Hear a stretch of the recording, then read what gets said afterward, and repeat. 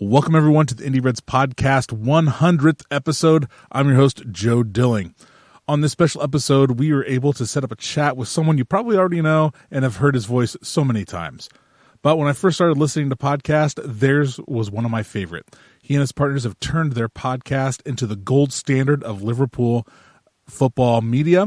They host sold-out shows at season's end and whenever Liverpool Football Club go on tour. They host special events for the club, like the party outside of Notre Dame Stadium this summer, where we were all present.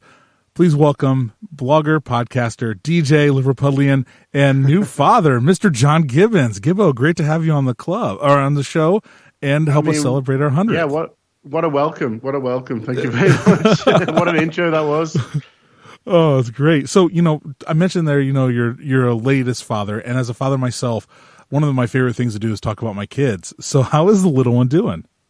He's good, thanks, mate. Yeah, he's really good. I think we've been a little bit lucky. My friends who've had children, with varying degrees of success, let's say, and Sean maybe have. He's a good sleeper and he's a good boy, and unless he's hungry. And when he screams the house down, generally speaking, he's fairly kind of calm as well. So I think we've been lucky. So it does mean a few lesser ways.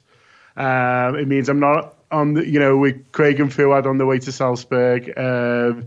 But you've got to sacrifice certain things, haven't you? But yeah, he's doing well. Thanks for asking. Hey, no problem. You couldn't convince to name him Divock or Fowler or Kenny or anything like that, right? No, my wife's not interested in football whatsoever. So I mean, I could have maybe snuck one in without her knowing, but any kind of football references, like we're very much out. This kind of dates me, but when I first started following Liverpool, Michael Owen was still with the club and still very much in favor with the fans. So I had decided, hey, I think Michael Owen has a good first and middle name right there, but I couldn't convince my wife that, and I don't know if I really wanted to afterwards. Anyways, all right. So John, we met up at Notre Dame, and I think the first time we met was at the media day, and you and Craig were there, and you were the old pros in the room along with James Pierce and Mel Reddy, and asking Klopp and Hendo questions in the press conference, and then afterwards, we're at the training session, and then we're on that backside. I don't know if you remember.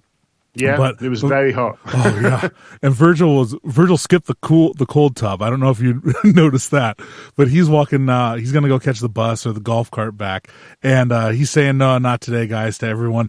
And then he sees you, and he walks over, and you guys end up having a great chat for about 10-15 minutes, and that was something cool. I mean, it kind of speaks to how you guys are being known within with the whole club as well, and it was really awesome to see. So yeah, I was in awe and even afraid to approach these guys. I mean, these guys are my heroes. So do you ever get over being awestruck, and or do you just end up powering through? I mean, you sort of power through. Look, they're still my heroes, and I never want that to change, because as soon as it does, then we sort of stop becoming fan media and start becoming kind of something else, really. So, Virgil is still such an impressive guy when he's walking towards you, and you're still saying to yourself that there's Virgil van Dijk, and isn't that incredible? And I never want to lose that, really. And so, Saturday afternoons, we're still in with the fans. I still go with my dad. We've had the same tickets more or less since 1992, and the other guys are mostly in the car, and we're kind of still there. And we never really, though, when it's fun, when we go over to America and we get press access and we're in the media zones and stuff like that. Like, generally speaking, we don't want kind of too much of that, really, because then you kind of lose what you're about, and the Anfield Wrap lose what it was about. So. Yeah, so I still get awestruck. I still can't believe that, we saw Jurgen Klopp at an event last week, and he came over and said hello, and, he's pleased to see you. And that was really nice as well, because there was kind of 10 of us at an event. There's 14 people now who work full time for the Anfield Wrap, which is That's kind awesome. Of a cool thing in itself. And it's a lot of young people in the city who've been able to give work to, in kind of football and in media. And for them to be, it was basically James Milner does a big kind of a ball, if you like, for his foundation every year, and we decided to go along because we interviewed Milner a month or so earlier, and because he'd given us some of his time and he'd been very kind, we were like, well, we'll support his charity and have a bit of a night out as well, obviously. And so for the younger people who were there, it was nice because they don't we can't take them all to America, or they don't necessarily, when we get a Jurgen Klopp interview, you can't, hey, all 14 of you can't just turn up because, you look ridiculous. So for Jurgen to come over and him talking about the fact that he watches our videos and stuff like that, and, was really nice. And so, but I still, idolize Jurgen and still look at him like someone who I can't believe is, we've been lucky enough to get as a manager, and I hope I never lose that. So, kind of staying on with Klopp, he is known to tell people if he thinks your question is stupid, he'll pretty much tell you that's a dumb question. So have you ever found yourself not asking a question because you were afraid that you'd be told you're dumb?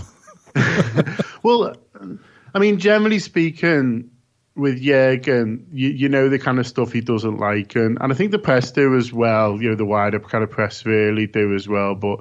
They think, well, we kind of have to ask her. The ones he gets kind of most frustrated is when we do sort of European games, and he might get, journalists from other areas who don't necessarily know Jurgen Klopp as well, and so he'll ask them, are you going to sign Sancho or whatever, and stuff like that. He'll just always go like he'll just give completely short shrift to. So when we do get invited to a press conference, or we do kind of, do get a chance to interview, and we just try and do it a little bit differently and try and talk about things that we think he'll enjoy, because he just loves football. He loves the game, he loves the togetherness, he loves the idea of battling together against adversity and kind of coming through. And so anything kind of along those themes and stuff like that, he'll talk about all day. It's just the kind of, he doesn't like the journalist who's going for the soundbite. He doesn't like the guy who he can see he's going for the line, and then that line will be put here, and he just doesn't like that. But in terms of talking about football, I think he's quite happy to talk about football all day, and who wouldn't be? So I think he likes doing stuff with us because, as I say, we're not looking for that line, we're not looking for the headline, we're not looking for a news story.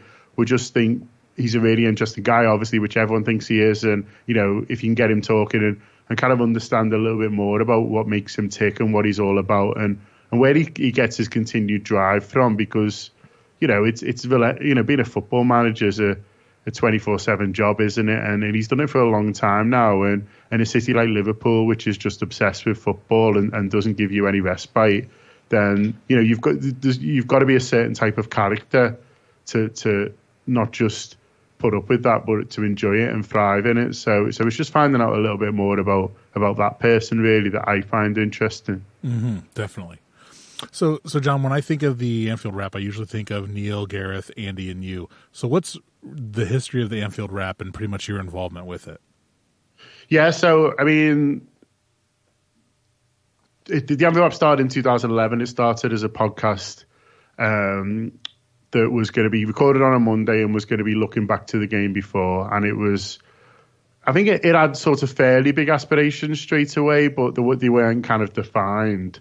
So, we always say, it was just doing it as a hobby or whatever. But I think, we did, I wasn't actually involved right at the start. So it was Andy Heaton's brainchild, if you like. And he had this idea of doing a fan podcast, but doing it to a professional standard, if you like. So there was, 2011 was sort of early days for podcasts, but there were obviously football podcasts out there, but they would either sort of, journalists doing them, with kind of decent recording equipment, or there was fans doing them, but it was over Skype and, recording it kind of, with on their cell phone and uploading the cheaper headsets and stuff like that. If you remember, you look like you're working in a call center and it cost about $9.99 from Amazon or whatever. And, it was very kind of low budget, kind of back bedroom kind of stuff. So the idea was, Andy's idea was if we're going to do this podcast, then we want it to sound as good as possible.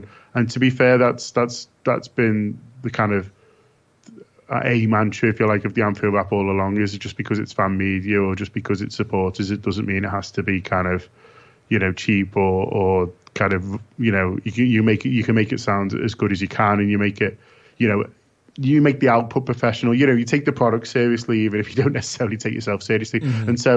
And so Andy kind of, looked around and who he knew or who he didn't even necessarily know, but was aware of and thought he could get on board. And around sort of 2011 was obviously towards the back end of Hicks and Gillette and stuff like that. And so a lot of Liverpool supporters had come together in that fight. So there was a lot of people who sort of knew each other from Spirits of Shankly and things like that. And so one of the positive things that kind of came out of the Hicks and Gillette era was an idea of a much closer knit, group of supporters, with an online presence who were able to kind of come together and kind of make something happen. And so the guys who were involved from the early days were very much part of that. So Andy was, was a producer, if you like, in terms of, kind of making it all happen. And he knew Neil from Spirits of Shankly. So Neil and Andy were two of the guys who started Spirits of Shankly. They were there at the first meeting on stage, and Neil was the first chairman of Spirits of Shankly.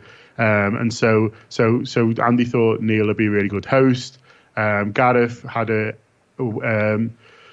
fanzine called Well Read, which was a Liverpool fanzine that he produced kind of from his house and had lots of different writers and things like that. But ultimately, it was him who edited it, put it together, and sold it. And so we brought Gareth on board to edit the website, but also to obviously to be on the podcast and things like that as well. And then there's a guy called Ian Maloney who's got a fashion label called Love Follow Conquer, which people may know and may have bought from. It's a really good. He's a Liverpool lad, Liverpool supporter, obviously, and he's got some cool stuff on the website. And so his background was sort of web design or design generally, and so they got him involved in terms of the look and feel of the brand, and that's kind of still the look and feel that it is now. And then after that, it was a case of well, who else is going to sort of do this part, and who do we know? And then that's sort of where I came involved really, and was someone who knew Andy and Neil a little bit from SOS stuff or online forums and things like that, and kind of got involved that way. And it was just a Monday podcast for about a year or so. And then we got a radio show, which I was kind of heavily involved with. And so that's when I started working with Neil a lot more, and we sort of found our voice together, if you like. And then it just went from there, and it just did really well. And we tried a couple of different ways of sort of turn it into a business, but the one we kind of landed on was the subscription service, which we launched in 2015. So if people don't know, just you can still listen to the Anfield Wrap for free. That Monday show that started in 2011 is still free to listen to. That radio show that we used to put out for free on a Friday is still there in some form. We still do a free show on a Friday, but if you want more than that, if you want immediate post-match stuff and you want everything that we do kind of in the week, you do have to pay for it. And so we launched that in 2015. A lot of people came with us straight away, which was great. And so we sort of had a business there that we were able to kind of grow from. Still $5 a month, right? It's $7 now. It's $7. Oh, that's right. We put $7. The price up. We did launch at a $5, which was kind of, it just sounded like a nice number. There wasn't really any more market research to it than that, to be honest with you. We've got up to $7 because we're just doing a lot more now, and obviously we want to keep investing and keep growing and keep getting better. So yeah, it's $7 for the audio, or if you want audio and the video stuff, it's $10. But we still think it's a good price. But as I say, if people want to sort of dip in, there's so much free stuff we're doing every week as well. So you mentioned City Talk, and for me it always sounded like you guys were basically just doing an air check. So you play some songs in between and all that stuff. Yeah. But the free pods moved to the Weekender, which isn't that. But do you and Neil still do City Talk? We do, yeah. It's not quite the same though. It used to be 5:00 on a Friday, and this is when me and Neil used to work full time. Mm-hmm. So this was before, obviously, we were working full time on the Anfield Wrap. We used to have jobs in the city, if you like, and so I used to work in market research, and Neil used to work in shipping, and we used to work in 2 buildings in the city centre of Liverpool, in the business district, and then so we used to meet at 5:15 outside. They were right next door to each other, these 2 buildings. Mm-hmm. We used to meet outside at 4:45 on a Friday and run across town basically, or walk very fast at least across town, get in the lift. If people have been to Liverpool, they will know the Radio City Tower, or if you've seen pictures of Liverpool, you'll see the Radio City Tower. It's by far the biggest building in Liverpool. Yeah. We used to shoot up the lift, be up there, and we'd be on live radio at 5:00, and it was the most exciting thing in the world because 15 minutes earlier you were taking calls and doing kind of corporate work, and then at 5:00 we came alive and we were on radio, and it wasn't just me and Neil. There was other people kind of on as well. There was generally 4 of us, but the other guys were rotated, and it was kind of me and Neil, and that was great. It was exciting. It was live radio. It was where we sort of found our voice really, because podcasts, although it's a good thing that there's no time limit on them, it can kind of mean you can kind of waffle on forever sometimes, whereas radio does really commit you to being punchy and to being entertaining, and it's so easy to turn off. You've got to kind of keep people and grip people, and it was just so much fun to do.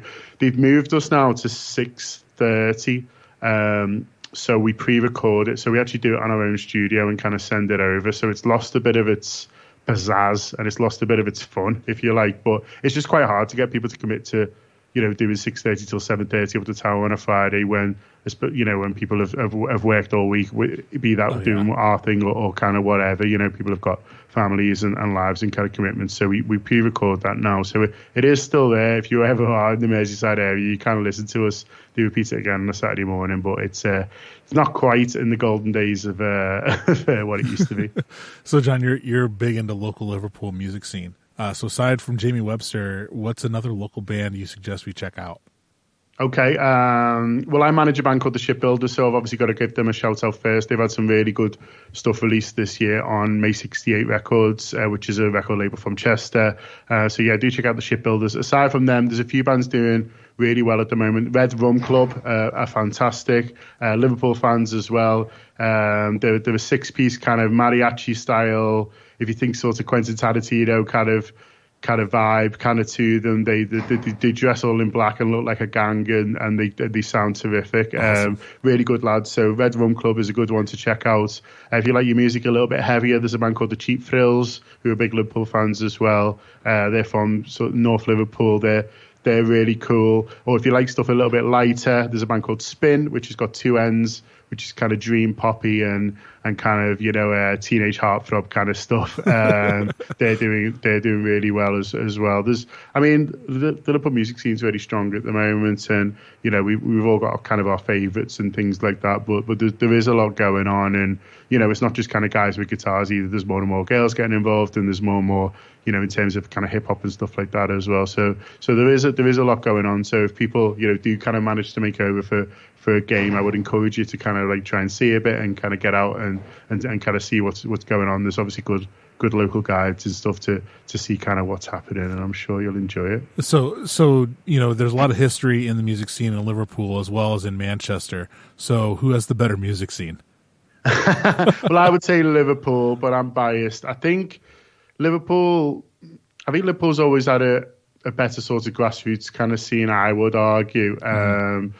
The Manchester's sort of getting there a little bit, but I think Manchester, I mean, you look at someone like Oasis, they used to come to Liverpool to play gigs because there was places like the Lomax where you could pay £3 to get in and you'd see 5 bands and people will go and do that, whereas that didn't exist quite as much in Manchester, really. Oasis actually got signed up in Glasgow in Scotland. They were up there, and Alan McGee just happened to see them, who had signed Primal Scream and kind of signed them on the spot, as they always say, but I'm not sure where it was quite, but it's a good story. But yeah, so I think in terms of, look, the record, of Manchester bands and what's kind of been produced from there is extraordinary. I would never say that, but I think I would still argue that if you want to go out on a Friday night and see some good music, Liverpool's the best place to do it. That's great. Yeah. And we also think of James, with the Mo Salah running down the wing, a little bit. As well. Yeah, well, exactly. Yeah, I mean, James, great band and stuff, and very, very kind of adaptable, and there isn't quite that rivalry there in terms of the music, and that's quite nice, really. Yeah.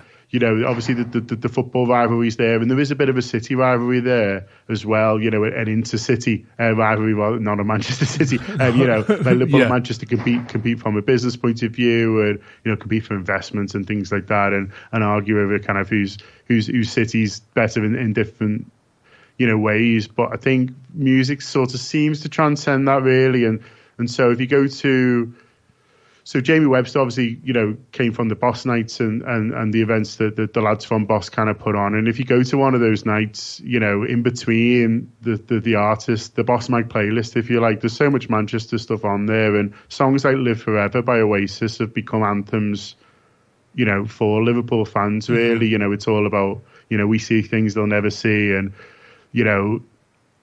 and things like that, and so you'll you don't have to go far on a Friday and Saturday night to hearing Scousers at the top of the lungs singing kind of songs from Manchester bands. Live Forever is a real anthem amongst young Scousers, and the kind of the message of the song, and also, you mentioned "Sit Down There" by James. If I hadn't seen such riches, I could live with being poor, and what a line that is for a Liverpool fan too. Yeah, you mentioned the rivalry between the cities. There's a guy. He's a podcaster. He does movies and stuff. And they're on NBC. Who hosts who have the Premier League access. Anyway, he's an Evertonian, but he always talks about he could tell when he was getting close to being home when he'd be coming back from Manchester on the train, because the graffiti would change from "Die Scout Scum" to "Die Manx." Yeah. I mean, it's an interesting train line, that, especially if you take the Rattler, which we call it. There's an express one, and there's one that seems to stop in every kind of village and town between the two. And if you get that, especially late at night, it's an interesting one indeed. All right, so it seems that all you guys at the Wrap and Redmond and many of the journalists covering Liverpool have a really good camaraderie. I mean, you guys have had James Pearce on, and Mel Reddy. I think Chris Pajak's even been on some of your guys' podcasts as well from Redmond. So it kind of seems unique because you guys are all kind of competing in the same space. How has that developed, and do you think that maybe it's the same way with other clubs, maybe even in like London or even Birmingham or even up the road in Manchester? I mean, it's certainly not the case at other clubs. No, you look at City, for example. They're kind of the fan media are sort of sniping with each other all the time and things like that. I just think like life's too short, and why would you? You're all literally on the same team, aren't you? So for us, if you want to take Redmen as the kind of the first example, they're good guys, and we see how hard they work, and it's a very different product to the one that we're offering. Even though that we're doing more video now and they've got into podcasts, so there's kind of crossover in that sense. It's still when you're watching a Redmen video, and when you're watching an Anfield Wrap video or listen to an Anfield Wrap podcast, straight away by how it sounds and the feel of it, and so there's room for both of us. There's millions and millions of Liverpool fans kind of around the world who are different in personality and are after different things, and so the Redmen guys are cool, and we see how hard they work, and as I say, so why wouldn't you kind of respect them and wish them the best, really? The journalists we're lucky with, we've got a really, really good relationship with as well. I think they just, again, I'd like to think they respect us in terms of, what we're putting out, the sort of quality of our output, and, what we're trying to do, really. And they kind of recognise that, there's a place for fan media, and it's not necessarily a threat to traditional media. In fact, they should sort of complement each other, really. And so, I'm not saying that there maybe hasn't been suspicion there at some point, but generally speaking, I think once people see you all right, then they'll kind of accept you. And funnily enough, because I'm speaking to you and we met on a tour, it's probably the tours that really kind of cement that, really, and really kind of, cement that bond, because, because we're all sort of over there together. And I don't know if necessarily for other clubs, podcasts would go over and do that, but we always do. We always do the tours. Obviously last few years it's been America, but we did Hong Kong, we did Australia as well, and we do them for a lot of reasons, but one of the reasons is you get really good access. So you're there every day, and you're there, as you say, you stood alongside you guys, but then also kind of, people like James Pearce and stuff like that. And so you just sort of get chatting, and then you just sort of end up going for a beer together. And then, and then you say, oh, do you want to come on our party? We're doing this now. And they say, yeah, sure, because, what else are we doing? And then it kind of works that way, really. So a lot of the national journalists I've got to know much better kind of on these tours, really. And I think there it's a real kind of spirit of, well, we're out here, we're doing this slightly mad thing, we're all tired because we're not sleeping properly or whatever, and we're all like, at the mercy of the club decided to move something to somewhere else. And that those tours, I think, have really kind of cemented the spirit. And so, but as I say, we're lucky that,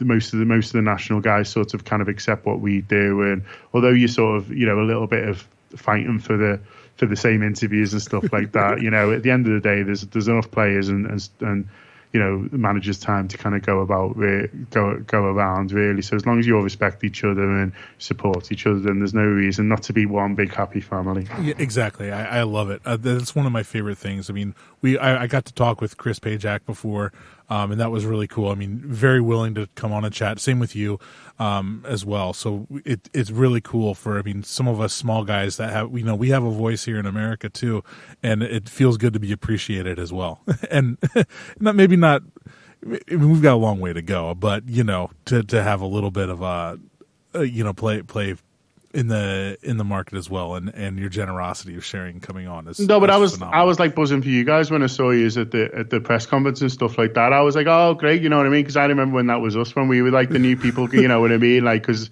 I remember what that felt like going to, as I say, I think the first couple of ones we got invited to were in Liverpool, and it was when, I don't know if you remember, when Jen Chang had a very brief time at Liverpool, American guy who came over in the early days of FSG. He was, I can't remember what his exact title was, Director of Communications, I think it was, and he was a real advocate for fan media, so he invited us to a couple of things. And I remember, those days, going to Melbourne for the first time and just being wide-eyed, that, expecting to be thrown out any minute, and then, the year there. And so, like, I was buzzing for you because I was like, oh, fair player, then you were over there, with the players and stuff like that. It's cool, isn't it? I remember what that was like. So, you can never, like, the worst thing you can do, I think, in life is to pull the drawbridge up after you. I think, like we've had like amazing experiences and we've been lucky and we've got to the place. So to say, oh yeah, there's no more room now, like what an awful kind of sentiment that'd be. Yeah, it's true.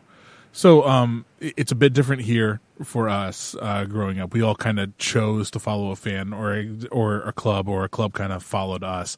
So you mentioned that you go to the games with your dad still, but was there ever really a choice for you to follow another team besides Liverpool, or was it pretty much just like, you're going to follow Liverpool or you're going to sleep on this sidewalk? I don't think my dad would have been quite like that, but like, it is like you get given a red scarf, and one of the first things I bought for my little boy was the Liverpool baby grow and stuff like that. And it's just something that, like you look forward to, isn't it, when you have kids, is like, teaching them, about something that means so much to you, and hoping one day to kind of share it with them. And, my sister's really into the football as well. She doesn't go as much now. But at first, when we got 2 season tickets, they were shared. And so I'd go 1 week and my sister kind of go the next. And she still really, really loves it. And yeah, as I say, I don't think there was ever you can't support Everton, but, I got the bug pretty quick, and there was obviously those cup finals in the 80s as well. I'm 37, so I was born in 1982, and we played them in cup finals in 86 and 89 and beat them both times. And so, well, why would you support the team who was losing? So it was, that if I wasn't hooked, already, then it certainly was by those wins. So what was your first LFC memory? Do you know what? Actually, my first memory was a loss. So the FA Cup final in 1988 was the first one I can remember vividly, and we lost to Wimbledon. And I remember watching that it was one of my dad's friend's house, but my dad and his friend weren't there. So I think it was a case of, well, don't pull the kids here and we'll go to the pub to watch it. Because I was watching it with sort of other young people who I didn't necessarily know. So great parenting all around there. Well, my dad sort of went to the pub and watched it. And yeah, they got beaten. And I remember, like, it was an important life lesson for a 6-year-old, because everyone was just talking like Liverpool were going to win. And Wimbledon weren't a bad side. I think they came 7th that year in the Premier League. So, it was the equivalent of Wolves beating Liverpool this year in a cup final. So a shock, but it's painted into this much kind of bigger shock now because of Wimbledon and what they represented, I suppose. But I think, everyone was just talking like Liverpool was going to win, and I was just expecting Liverpool to win this game, and then they didn't, and so it was a bit of a kind of a heartbreaker, really. But then, the next year they did go on to win the FA Cup, and then, a year later, I was there in the ground when they clinched the first division for the last time in 1990. Awesome. I was there when they kind of won that, so plenty of glory alongside it. That's definitely got to be special. So you usually sit on the cop. Do you ever find yourself sitting in other No, I'm in the Centenary stand, so I go. So okay. When the it's called the Kenny Dalglish stand now, isn't it? Okay, yeah, I think so. I still call it the Centenary stand. If you're really old, you call it the Kemlin Road, which is its original name. But in 1992, they built another tier on the Kemlin Road, an upper tier, and then they called the whole thing the Centenary stand because it was our centenary year, obviously 1892. And then so there was a whole new stand available for tickets, and at that point Liverpool was struggling a little bit on the Graham Souness, and generally speaking there wasn't it wasn't as hard to get tickets then generally as it was kind of now. Obviously Liverpool didn't have the same kind of level of worldwide fan base, and I think generally as well, like, we'd had so much success that people were like, happy to kind of dip in and out really. So anyway, so what, to cut a long story short, my dad was able to buy 2 season tickets for this new stand. They became available, and it was like, advertised. Do you want? So we've had them ever since in the family, which is obviously great for me because now, the waiting list is. Oh gosh! Well, yeah. people don't even know how long it is. You put your name on it. I don't even think you can put your name down anymore. But there's this waiting list that people have been on, for 10 plus years, and I've got no idea if or when they're going to be offered a ticket. And so I was lucky really that my dad had the foresight, if you like, to dive in this period in 1992 when there was a lot of new seats and some availability to get them. So we've sat in more or less the same seats since 1992. They've shifted us back a little bit to for corporate. So they've a couple of times they've grown the corporate section, if you like, and we've been shoved a little bit near the back, but generally speaking, aside from 3 or 4 rows and a couple of seat numbers, we're in the same seats we've always been. I understand the corporate, and they have a newer stadium here in Indianapolis where the Colts play, and actually where our local NASL team plays. But they have 3 level of corporate boxes. I mean, they have one that's like at field level, and then 2 like halfway up or up through the stadium. So yeah, that's where the money is. So that's where and that's fine. I don't begrudge it. Do you know what I mean? I think the idea is you should be able to offer a ticket for any income and any desire. And if someone wants to spend £100,000 on a season ticket, then great. If not, then they should be able to. So I don't. My issue has always been, well, can someone who works 40 hours a week in a factory afford to go, and can someone who owns a huge business have the opportunity to do what they want as well, and it should be kind of there for everyone. I completely agree with you. I mean, and isn't that one of the things that Spirit of Shankly has been fighting for gosh, it's been a while now.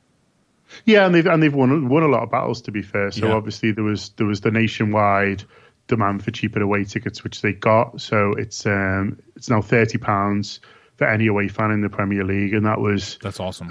It's great, and that was a campaign that was led by Spirit of Shankly, but it was fan groups from different clubs coming together, and that's really good as well, because I think I'm sure it happens in all sports, but particularly in football, I think there's sometimes if it's not your club, then you don't care.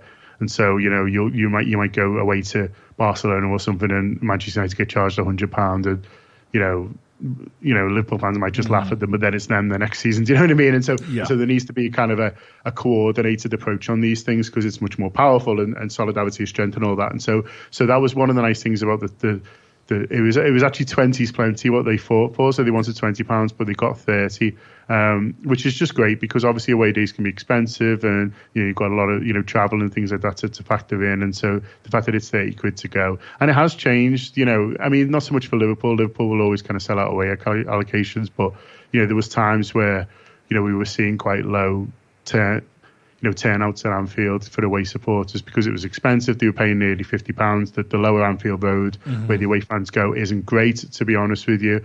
And there might be a novelty for Norwich this season coming up, for example, but after a few years, they think, well, it's 300 miles and it's £50, and we're probably going to get beaten, I'll leave it. Whereas that £30 has really rejuvenated kind of away followings, and is good, because you want big away sections because they make loads of noise, and then the home fans have to react to that, and then it's a better atmosphere. We hear the Traveling Cop almost every week on our broadcast. So it's great. And this week I think they were right next to the gantry at Bournemouth. So we heard it all the whole game. It was great. We love hearing it. So speaking of away grounds, what's one of your favorite English Welsh away grounds that you visited? There's a few I like. A lot of people like Villa Park, so it was nice to get Aston Villa back in. That's got a good old traditional feel. There's a mixture of old and new stadiums in this country, so there is the kind of, the new out of town ones, similar to America. There's the inner city stadiums get kind of closed down, and people go outside the city and bring purpose-built ones that are better for corporate and access and stuff like that, but lose a bit of the soul. And so I like the kind of the old school ones that they kind of still exist. So Villa Park is one of those. What other ones are? The Newcastle's cool because it's right in the city centre, so it couldn't be much more central. So you've got all the shops and clubs and bars, and then this huge kind of stadium, kind of like kind of coming out of it almost. So that's quite cool, and I love the away sections right up in the gods. It's still quite a fun away trip to go to. Fulham's nice. It's right on the river. It could be more picturesque. It feels like you're in a Hugh Grant film as you kind of stroll through the park and through leafy Fulham and how the other half live, and then we've got quite a good record there as well. So yeah, ones like that, the grounds where they've got a bit of history and are all kind of nice. So who has the best pies? Well, Brighton has been a good addition because Brighton have got a new ground, so it's one of those new ones that they built kind of a little bit on the outside, but they have really made an effort with it. So it's quality produce. They try and do a local lager for the away supporters. Cool. By local, I mean sort of where you're from. So Canes is a Liverpool boy, so they'll try and put like Canes beer on to kind of make you feel at home if you like it, and they do a really good job of just looking after you and making you feel like a customer rather than like, I mean, you guys are probably used to that over there, but here sort of, football fans do get treated badly considering how much we pay, how much we pay anyway. Whereas I think for this, it's a little bit different. And so we enjoy it and we enjoy going to Brighton. You get well looked after down there. That's good. So what about European away grounds? What's your favorite one? Oh, I was lucky enough to go to the old Atletico Madrid stadium. That was really cool. Enjoyed going to that. Obviously, they've got a new ground now, which hopefully we'll be able to go to. Porto's impressive. I've been there twice. The ones like Barcelona were just kind of a little bit big, really. You were sort of right up in the gods again. I think Porto was a nice one. San Siro was good. Went there to watch Liverpool play Inter Milan. We won. Torres scored. That was a good one. San Siro. Yeah. Have you been to Alliance in Munich? I have. Yeah, that was good as well. We won as well, which always helps. Yeah, that's a great stadium. Yeah. So my sister lives in Germany, so I flew in and out of Munich when I went to visit. They actually took me there after we went and saw a concentration camp. We needed something a little more lighthearted. Unfortunately, John needed to go due to a studio scheduling conflict. I hope you got a sense of how genuinely nice a guy he is, and everyone we chatted with at the Anfield Wrap truly are. Before we sign off, I'd like to share a story from Notre Dame involving John and Neil from the Anfield Wrap. Longtime listeners know that OLSC Indianapolis were given a spot for a child mascot for the preseason friendly at Notre Dame, and the board had selected my son Alex as that representative. Neil, John, and Craig had been hosting and DJing the pre-match party outside the stadium and were walking through the parking lot looking for some air conditioning. They graciously stopped by our tailgate and shared a few unofficial official beers of the podcast with us. Before leaving, it was mentioned to John and Neil that Alex was going to be a mascot at the match. They both individually went over to where Alex was standing and talked to him, showing real interest. That meant the world to me and showed the quality of people that they truly are. Thanks again, John, for coming on and chatting with us. Thank you all for downloading and listening.